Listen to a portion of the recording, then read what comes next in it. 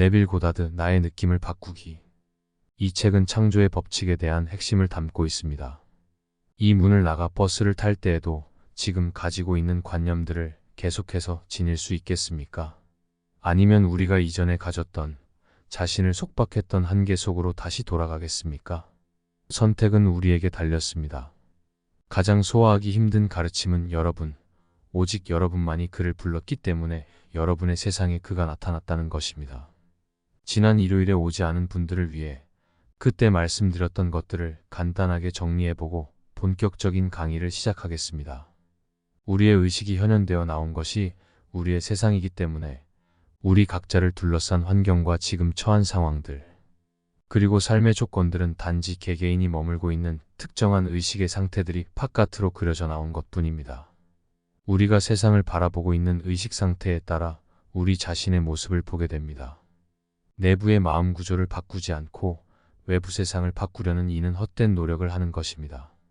법칙에 따라 이 모든 것은 일어나고 있습니다. 우리를 돕고 있는 사람이든지 아니면 방해하고 있는 사람이든지, 그리고 그들이 그걸 알고 하든 모르고 하든 상관없이 의식의 법칙에 따라서 행동하고 있을 뿐입니다. 이 법칙은 우리 내부의 본성이 비추는 대로 외부 세상을 지속적으로 창조하고 있습니다. 지난 일요일에 저는 여러분 자신의 존재와 그것이 차지하고 있는 상태를 구별해야 한다고 말씀드렸습니다. 자신의 존재는 하느님의 아들이고 여러분이나 저의 진정한 본질은 바로 상상력입니다. 그것은 영원합니다. 자신의 존재는 어떤 상태 안에 들어가서 그 상태를 자기 자신이라 믿습니다. 하지만 항상 어떤 상태든지 그것을 선택할 수 있는 자유가 여러분에게 있습니다. 이제 오늘의 주제인 나의 느낌을 바꾸는 것을 이야기하겠습니다. 전 여러분이 요한복음 6장에 나오는 것과 같은 행동을 하지 않기를 바랍니다. 요한복음 6장에서는 이 진리가 사람들에게 주어졌을 때 그곳에 있던 많은 이들이 떠나고 소수의 사람만이 남게 됐다고 합니다. 바꾸어야 할 것은 오로지 자신밖에 없다고 예수가 사람들에게 말하자 그곳에 있던 이들은 그 가르침은 어려운 것이라고 말했습니다. 어려운 것입니다. 누가 그 진리를 들을 수 있겠습니까? 예수는 말합니다. 내가 그를 부르지 않았다면 그 누구도 나에게 다가오지 않느니라. 그렇게 3번을 말씀하시자 그들은 예수를 떠났고 다시는 그와 함께하지 않았다고 적혀 있습니다. 남아있는 제자들에게 고개를 돌리고는 너희도 또한 떠나겠느냐고 묻습니다. 그러자 그들이 대답하여 말하되 누구에게로 가겠나이까? 그대에게는 영원한 생명의 말씀이 있나이다. 지금까지 나의 불행에 대해 다른 사람을 비난해왔지만 이제는 내가 그를 부르지 않았다면 아무도 나에게 다가오지 않는다고, 즉 나의 행운과 불행을 만든 유일한 이가 바로 나라는 말을 들었다면 그것을 받아들이기 힘들 것입니다. 그래서 성경에서는 이렇게 적혀 있습니다. 그것은 어렵나이다. 누가 그것을 듣겠나이까? 누가 그것을 이해하겠나이까? 그리고 누가 그것을 믿을 수 있겠나이까? 그러자 예수는 말합니다. 그리고 이제 나는 나 자신을 신성하게 만들어 그들 또한 진리를 통해 신성하게 만드노라. 만약 이것이 진리라면 이 세상에서 바꾸어야 할 다른 누군가도 없고 완전하게 만들어야 할 다른 이도 없고 죄를 씻겨내야 할 다른 이도 없이 오로지 나 자신만이 바꿔야 할 유일한 대상이 됩니다. 그래서 나로부터 시작해야 합니다. 우리 대부분은 자신이 진정으로 품고 있는 자아에 대해 모르고 있습니다. 우리는 한 번도 자아의 온전한 모습을 본 적이 없어서 자아에 대해 알지 못합니다. 나는 얼굴도 없고 형체도 없고 모양도 없지만 받아들인 모든 것과 믿어버린 모든 것으로 스스로를 형체로 만들었기 때문입니다. 하지만 정말 우리가 믿고 있는 것이 무엇인지 아는 이는 거의 없습니다. 우리에게 주어져 있는 많은 미신과 선입견을 우리는 인식하지 못하고 있습니다. 미신과 선입견은 형체 없는 나인, 내면의 구조를 통해 우리를 에워싼 환경이나 삶의 조건으로 형성됩니다. 여러분은 집에 돌아가셔서 다음 성경 구절을 다시 한번 꼼꼼하게 읽어보시기 바랍니다. 내가 그를 부르지 않았다면 그 누구도 나에게 다가오지 않느니라. 그대가 나를 선택하지 않았고 내가 그대를 선택했더라. 그 누구도 나의 목숨을 앗아갈 수는 없고 나 스스로 그것을 내려놓을 뿐이라. 내 마음속 내부에 박힌 것을 뺏어갈 외부의 힘이란 없더라. 그대가 나에게 준 모든 것을 나는 지켰나이다. 그리고 잃은 것은 오로지 멸망의 아들, 즉 멸망에 대한 믿음뿐이나이다. 그 어떤 것도 잃어버린 것이란 없고 오직 잃는다는 것에 대한 믿음만을 잃었기 때문에 나는 그대가 나에게 주었던 선한 것들 중 어떤 것도 잃어버렸다는 것을 사실로 받아들이지 않을 것입니다.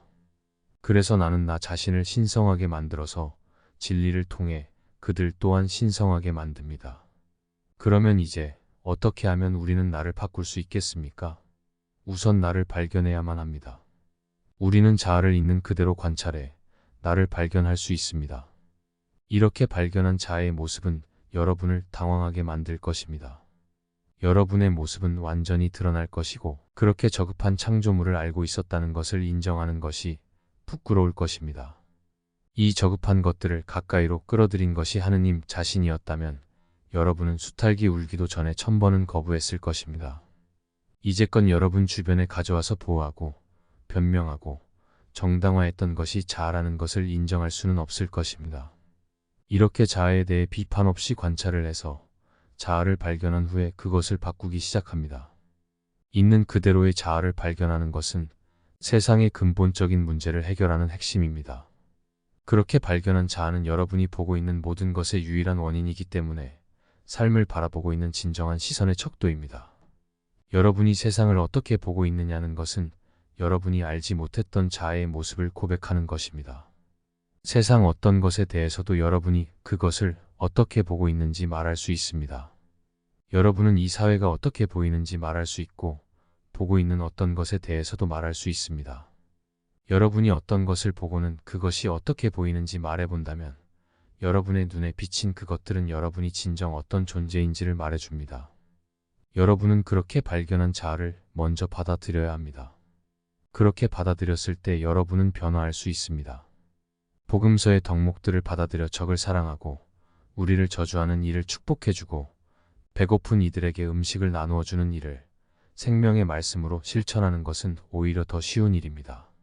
하지만 음식을 나눠줬던 존재, 옷을 나눠 입혀주었던 헐벗은 존재, 보살핌의 손길을 보내주었던 존재, 그리고 가장 커다란 적으로 느꼈던 존재가 바로 나의 자아라는 사실을 깨달았을 때 우리는 부끄러움을 느낍니다. 한없이 부끄러워집니다. 오히려 내가 갖고 있는 것을 다른 이에게 나눠주고 내가 갖고 있는 여분의 옷을 벗어서 다른 이에게 입혀주는 것이 훨씬 쉽습니다. 하지만 진리는 그런 것이 아닙니다. 자아를 가지고 시작해야 합니다. 우선 자아를 발견한 후에 그것을 변화시켜야 합니다. 이야기 하나를 들려드리겠습니다. 몇 년 전에 이 도시의 호수 근처인데 이름은 잘 생각이 나지 않습니다. 어쨌든 그곳에서 시리즈 강의를 했었습니다. 강의가 시작되기 전에 어떤 분이 찾아와서 저와 이야기 나누기를 원했습니다. 그래서 작은 공원이 있는 곳으로 걸어갔습니다. 그는 자신에게 해결할 수 없는 문제가 있다고 말했습니다. 제가 대답했습니다. 세상에 해결할 수 없는 문제란 없어요. 하지만 네빌, 당신은 제 문제를 몰라요. 건강 따위의 문제가 아니에요. 제 문제는 바로 날 때부터 갖고 태어난 피부 색깔 때문이에요. 거기에 무슨 문제가 있다고 그러시죠? 제가 보기엔 아주 완벽합니다. 제 피부 색깔을 보세요. 이렇게 태어나서 저는 계속 차별받고 있다고요. 이 세상에서 성공할 수 있는 기회 따위는 저에게 주어지지 않았죠. 왜 그런지 아세요? 그건 단지 제가 흑인으로 태어났다는 이유 때문이에요. 어떤 곳에서도 출세할 기회 따윈 없고 이사 가서 가족들과 함께 살면서 사업을 열고 싶은 곳이 있는데 그쪽으로는 이사 갈 수도 없어요. 그래서 저는 제 개인적인 경험을 들려줬습니다. 물론 저는 피부색 같은 문제는 아니지만 미국 사회에서 이방인으로 있었던 것을 이야기했죠. 그러자 그가 말했습니다. 네빌, 그런데 그건 내 문제와는 달라요. 어떤 사람은 다른 나라에서 와서 말을 잘 못할 수도 있죠. 그런데 그건 제 문제와는 정말 달라요. 게다가 전 미국인으로 태어났는데도 그런걸요. 전 그 말을 듣고는 뉴욕에서의 이야기를 들려줬습니다.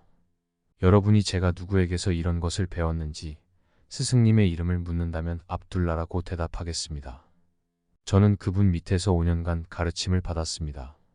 압둘라 역시 그 신사분처럼 흑인이었습니다. 그분은 다른 이들이 자신의 피부에 관해 이야기를 꺼내지도 못하게 만들었습니다. 자신이 흑인인 것을 자랑스러워했고 하느님이 만든 자신에게는 완벽함만이 있기에 어떤 고쳐야 할 것도 없다고 말했습니다. 압둘라는 제게 이런 말을 했습니다. 스핑크스 사진을 본 적이 있나? 예, 그건 우주에 고정된 4가지 방위를 형체로 만든 거네. 사자, 독수리, 황소 그리고 인간이지. 그런데 그 머리는 인간의 머리지. 인간의 지식으로는 그가 낸 수수께끼를 여전히 풀지 못하는 그 스핑크스라 불리는 것에 꼭대기는 인간의 머리가 놓여있네. 네빌, 그 머리를 한번 자세히 보게. 그 머리를 만들었던 이는 흑인이었음을 짐작하게 될 거네.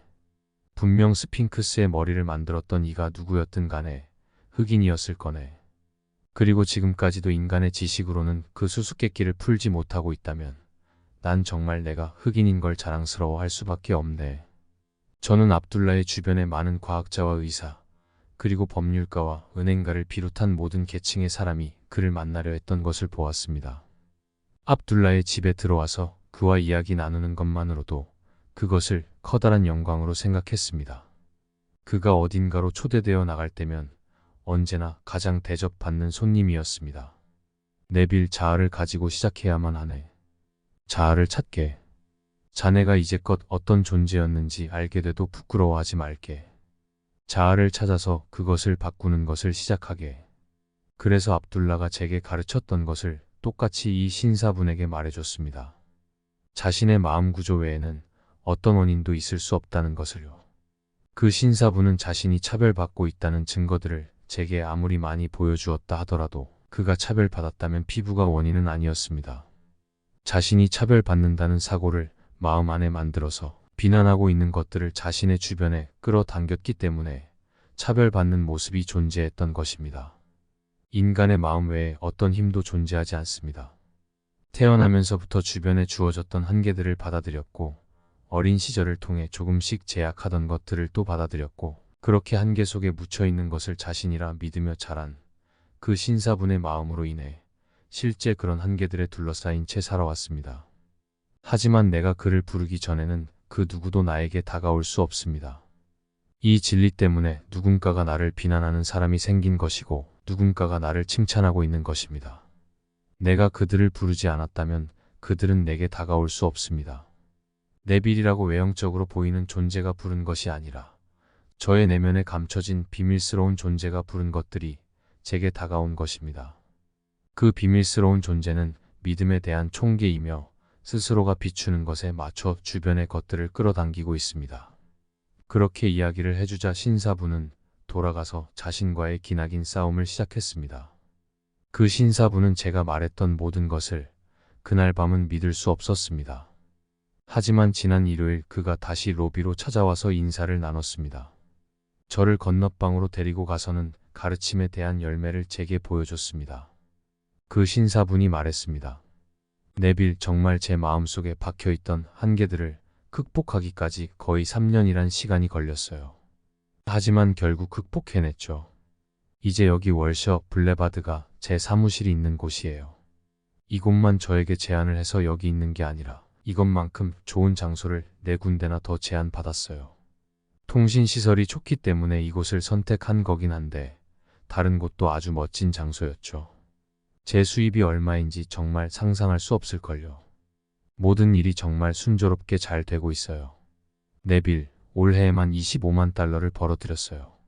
미국에서 이 정도의 수입은 어마어마한 것입니다. 다른 나라에서도 이 정도면 굉장히 많은 돈일 것입니다. 그리고 250달러를 벌어들인다는 것은 미국 사회의 상류계층에서도 높은 소득 수준입니다. 이 사람은 몇 해 전만 해도 피부색 때문에 세상이 자신에 대해 적대적이라고 말을 했습니다. 하지만 이제 자신과 하나된 의식 상태가 세상으로 나타난 것이 자신이란 것을 깨달았습니다. 선택은 그의 것입니다.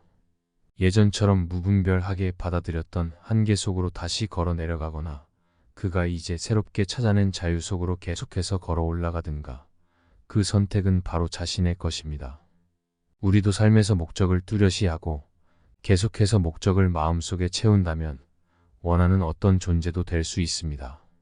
그 목적은 습관처럼 배어야 합니다.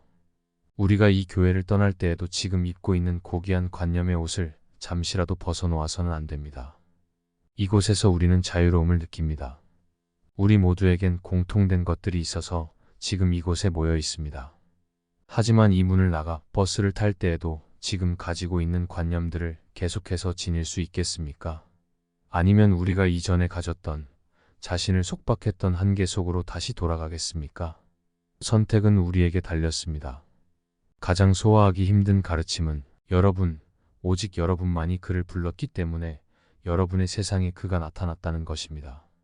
수천 년 전에 이 가르침을 들었던 사람들이 했던 것처럼 등을 돌리어 떠나지 마십시오.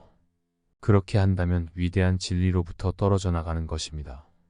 그렇게 많은 사람이 등을 돌리고 다시는 그 진리와 함께하지 않았고 소수의 사람만 남았습니다. 하지만 이 가르침이 영원한 진리의 말씀이라면 그들은 어디로 가겠습니까? 그때 그 시대에만 통하던 진리가 아닙니다. 이것은 존재의 법칙이고 나의 존재의 모든 차원에서 작용되는 것이라면, 그리고 이것이 영원한 진리라면, 그렇다면 나는 이것을 지금 당장 배우겠습니다. 설사 그 신사분이 했던 것처럼 3년이란 시간 동안 자신과의 싸움을 한다 할지라도 말이죠. 나의 느낌은 선택할 수 있는 것입니다. 무수히 많은 상태가 무한하게 존재합니다. 하지만 나는 상태 그 자체가 아닙니다. 나는 어떤 상태 속으로 들어가서 하나가 되었을 때 스스로를 그 상태라고 믿어버립니다. 그래서 나는 마치 그것과 하나인 것처럼 느낍니다. 어린 시절에 주어진 한계를 분별하지 않고 받아들여 그 한계와 하나 되어서는 그것을 사실로 믿어버렸습니다. 그렇게 오랜 시간 함께 해왔던 뿌리 박힌 생각들을 나에게서 풀어내는 데에는 3년이란 시간이 걸렸습니다. 여러분은 이 일을 아주 순식간에 해낼 수도 있고 아니면 그 신사분처럼 3년이 걸릴 수도 있습니다. 시간이 얼마나 걸리는지 알 수는 없지만 이렇게 말씀드릴 수는 있습니다. 자연스러운 느낌이 그 시간을 결정합니다. 느낌이 자연스러워질 때까지 유지해야 합니다. 그 느낌이 자연스럽게 흘러나오는 순간 여러분의 세상 안에서 결실을 보게 될 것입니다. 저는 이 이야기를 작은 모임에서 했던 적이 있습니다. 많은 수는 아니고 3사람이 이런 질문을 던졌습니다. 하지만 분명 그 사람은 이전에도 돈을 가지고 있었을 거예요. 아니면 그 돈을 벌어들이는 데 필요한 누군가를 알고 있었을 거예요. 아니면 어느 정도 그렇게 하기 위한 재산이 있었던 것이 틀림없어요. 저는 그 신사분에게 자세한 내용에 대해 묻지 않았습니다. 사무실을 들어가 봤지만 그의 장부를 보지는 않았습니다.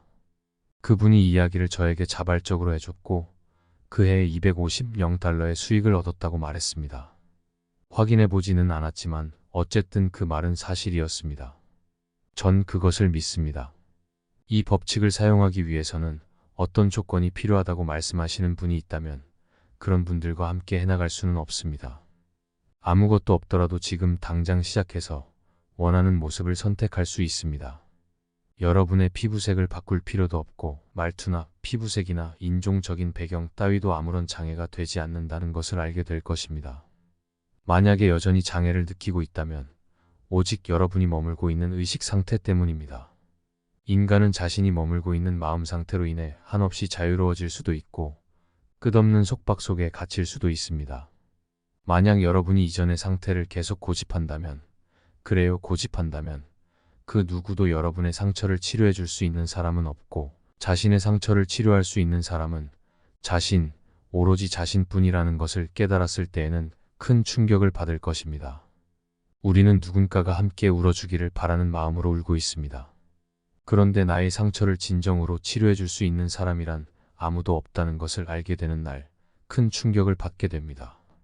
어떤 이들이 지나가다가 나의 상처에 잠시 귀를 기울여 줄 수는 있습니다. 하지만 상처를 진정으로 치료할 수는 없습니다. 그 사실을 알게 되었을 때 우리는 머물러 있던 자리에서 자신을 흔들어내고는 확신에 차서 세상이 있기도 전에 우리에게 주어졌던 선물을 받아야 합니다. 그 선물을 제가 보여드리겠습니다. 여러분은 매일 주기도문을 읽었을 것입니다. 하지만 여러분이 지금 읽고 있는 것은 복음 전도자의 의미를 표현하지 못한 번역본을 영어로 번역한 것입니다. 제대로 된 번역본인 페러 펜턴의 책을 보면 당위적 수동형에 대한 것이 나타나 있습니다. 그것은 이미 완벽하게 이루어졌다는 것에 대해 흔들리지 않고 명령하는 것과 같습니다. 여러분은 여러분의 우주를 명령을 하면 모든 것을 다 갖다 줄 수 있는 거대한 자판기처럼 바라봅니다. 이루어져야 할 것은 없습니다. 모든 것은 이미 존재하고 있습니다. 성경에서는 이런 식으로 표현되어 있습니다. 그대의 뜻은 이루어져 있음에 틀림없고 그대의 왕국은 재건되어 있음에 틀림없다. 원하는 것이 있을 때 그것을 현현하게 할 수 있는 유일한 길은 당위적 수동형입니다. 하지만 지금 우리의 성경은 라틴 성경을 번역한 것인데 여기서는 수동적 명령형의 첫 번째 아오리스트를 나타내는 문법을 찾아볼 수 없습니다. 우리는 이렇게 진정한 열쇠를 제공해주지 못하는 성경을 읽고 있습니다. 이미 모든 것이 지금 존재하기에 만들어내야 할 것이란 없다는 것을 깨닫게 된다면 단지 원하는 상태만을 골라내면 됩니다. 그 상태를 점차 차지해 나가다 보면 마치 그것을 만들어간다는 느낌을 받지만 그것은 이미 모든 존재의 세세한 부분까지 실제로 존재합니다. 이미 만들어져 있고 존재하고 있습니다. 그 상태를 차지하는 것이 마치 그것을 서서히 펼쳐내는 것처럼 보이겠지만 그 상태는 이미 완벽하게 끝마쳐져 있습니다. 자, 이제는 원하는 모습을 고르십시오. 지금 현재 여러분의 모습이 아닌 다른 모습을 고르시고는 나의 느낌을 바꾸기 시작하십시오. 자, 나의 느낌이 바뀌었는지를 우리는 어떻게 알 수 있나요? 우선 삶에 대한 나의 반응을 있는 그대로 살펴본 후에 내가 선택한 것과 하나 되었다고 생각될 때 나의 반응을 다시 한번 살펴보십시오. 내가 원하는 모습이 되었다는 것을 사실로 받아들였다 생각된다면 나의 반응을 관찰해 보십시오. 만약에 세상에 대한 반응이 이전의 반응과 같다면 내가 선택한 것과 하나 되었다고 말할 수 없습니다. 반응이란 것은 자동적으로 이루어지는 것이기 때문에 내가 바뀌었다면 삶에 대한 반응도 자연스럽게 변했을 것입니다. 그래서 나의 느낌이 변했다면 나의 반응을 변화시킬 것이고 그것은 또 환경과 행동의 변화를 이끌어낼 것입니다. 하지만 다음을 주의하십시오. 감정이 잠깐 변하는 것은 진정한 변화라 말할 수 없습니다. 그것은 진정한 의식의 변화가 아닙니다. 잠깐 감정을 변화시켰지만 그것은 또 상반된 감정 속으로 아주 빠르게 들어갈 수 있습니다. 그 신사분처럼 밑바탕에 깔려있는 자신의 분위기, 즉 의식의 상태를 바꾸었다고 말할 수 있으려면 나의 이성이 거부하던 존재가 이미 되었다는 것을 사실로 받아들이고 그 상태를 확고하게 유지할 수 있어야 합니다. 그렇게 된다면 더 이상은 그 상태에 대해 생각하지 않습니다. 나는 단지 그 상태로부터 모든 것을 바라보고 있을 뿐입니다. 그래서 하나의 상태가 견고하게 자리 잡아 그것들과 경쟁하는 상태들을 쫓아낼 정도가 되면 그 상태는 의식의 중심에 자리 잡고 습관적으로 일어나는 상태는 나의 인격을 형성하게 되고 진정한 변형과 의식의 변화를 만들어냅니다. 이렇게 견고한 마음 상태에 이르게 된다면 이 내적인 변화에 맞추어 나의 세상이 스스로를 다시 재건하는 것을 보게 될 것입니다. 사람들은 나를 돕고자 나의 세상 속으로 들어옵니다. 그들은 그런 마음이 자발적인 충동으로 일어났다고 생각할 것입니다. 하지만 그들은 우리가 써놓은 대로 그들의 역할을 하고 있을 뿐입니다. 내가 그렇게 써놨기 때문에 그들은 반드시 그런 행동을 해야만 합니다. 하나의 의식 상태에서 다른 의식 상태로 옮겨갔기 때문에 나를 둘러싼 세상에 대한 관계가 변화되었고 그 변화된 관계는 나의 세상과의 관계 속에서 사람들의 행동을 변화시킵니다. 그래서 주변 사람들은 나에 대해 다른 행동을 할 수밖에 없습니다. 그리고 나를 바꾸는 것은 욕망에서 시작해야 합니다. 이 욕망에 대해서는 내일 밤 강연에서 상세하게 설명하겠습니다. 욕망은 행동을 하게 만드는 근원입니다. 따라서 여러분은 지금 여러분의 모습이 아닌 다른 모습이 되기를 원해야만 합니다. 우리가 실패하는 이유는 우리의 이상과 충분히 사랑에 빠지지 않았기 때문입니다. 그 이상이 여러분의 마음을 사로잡을 정도로 완전하게 사랑에 빠진다면 얼마 지나지 않아 여러분의 세상 안에 그 이상이 드러날 것이라고 저는 확신합니다. 실패한다면 그것은 변화를 일어나게 할 만큼 열망하지 않았기 때문일 것입니다. 우리가 법칙을 모르기 때문이든가 아니면 진정으로 변화를 일어나게 할 정도의 충분한 충동 혹은 열망을 가지지 않았기에 그렇습니다. 나의 느낌을 변화시킨다면 세상에 대한 반응은 그에 따라서 변하게 됩니다. 그 변화된 반응은 세상의 변화를 또 불러옵니다. 지금 여러분의 세상이 마음에 들고 흡족하게 느낀다면 신비의 여정으로 길을 떠나지 못하고 있는 것입니다. 바로 첫 번째의 커다란 지복은 만족해하지 않는 자에게 드러납니다. 심령이 가난한 자는 축복받느니라. 여러분은 심령이 가난해야 합니다. 현재의 상황에 부족함이 없다고 생각하거나 만족해서는 안 됩니다. 태어날 때부터 갖고 있던 종교에 만족해하며 불만을 느끼지 못하고 바뀔 마음조차 없는 사람은 만족하고 있는 것입니다. 따라서 그는 심령이 가난한 자가 아니라 심령이 부유한 자입니다. 그곳에는 하느님의 왕국이 없습니다. 만약 여러분이 현재의 자신에 대해 만족하지 않아 자아를 바꾸려는 충동을 갖는다면 여러분은 자신의 자아를 인식하고 자아를 바꾸려고 할 것입니다. 인간이 활동할 수 있는 영역은 자신 안에서만 가능합니다. 다른 이의 자아에서 활동할 수는 없습니다. 여러분의 자아를 바꾸는 날, 그날은 여러분의 세상을 바꾸는 날이 될 것입니다. 이제 강의 시간이 점점 끝나가고 있습니다. 여러분이 이 강의에 계속 오는 것을 강요하지는 않겠습니다. 내일 강의에 올 때 정말로 갈망하는 마음이 없이 참석한다면 아무런 이득도 얻지 못할 겁니다. 하지만 전 여러분이 계속해서 이 강의에 참석하기를 진심으로 바랍니다. 만약 제가 말씀드린 것을 가지고 이 진리가 사실이 아니라고 증명하려 한다면 저는 그 도전을 받아들이겠습니다. 정말 그런 도전을 진지하게 한다면 여러분은 오히려 그것이 진실이라는 것을 발견하게 될 것이라고 확신합니다. 많은 분이 오셔서 저와 함께 이 잘 차려진 만찬을 즐기시길 진심으로 바랍니다. 3주 동안 월요일부터 금요일에 걸쳐 15일간 저녁 시간에 이 도시의 에벨극장에서 강연을 열 것입니다. 여러분이 이 모든 강의에 빠지지 않고 참석하기를 진심으로 바라지만 그렇지 못하다면 각 날짜의 강연 주제를 보고 마음에 드는 날짜에 오십시오. 내일 밤 강연은 이 세상에서 원하는 것을 뚜렷하게 하고 목적을 갖는 것의 중요함에 대해 진행할 것인데 이것은 아주 기초가 되는 것입니다. 목적이 뚜렷하지 않다면 여러분은 정처 없이 흘러가게 될 것입니다. 야고보서에서는 이렇게 경고하고 있습니다. 두 가지 마음을 내는 자는 모든 것에서 흔들리니 그런 사람은 주님의 어떤 것도 받게 될 것이라고 생각하지 말라. 왜냐하면 그는 바람에 나부끼고 흔들리는 파도와 같기 때문이더라.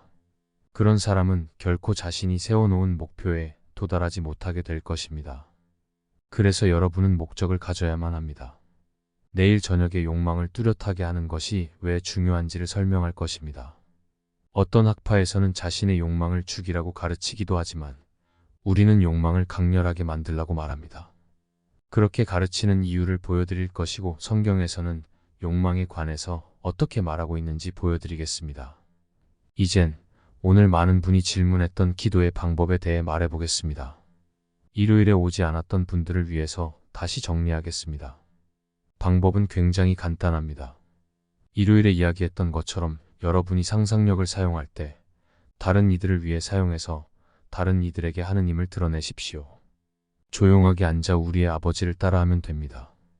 아버지는 세상에 드러내고 싶은 것이 있을 때 그 존재가 되었다는 것을 인식함으로써 세상을 창조합니다. 그래서 우리도 앉아서 우리가 소망을 이룬 것을 누군가 보고는 축하해주는 소리를 듣습니다. 우리는 결과에 서서 그때에 들었을 만한 것을 듣고 보았을 만한 것을 봅니다.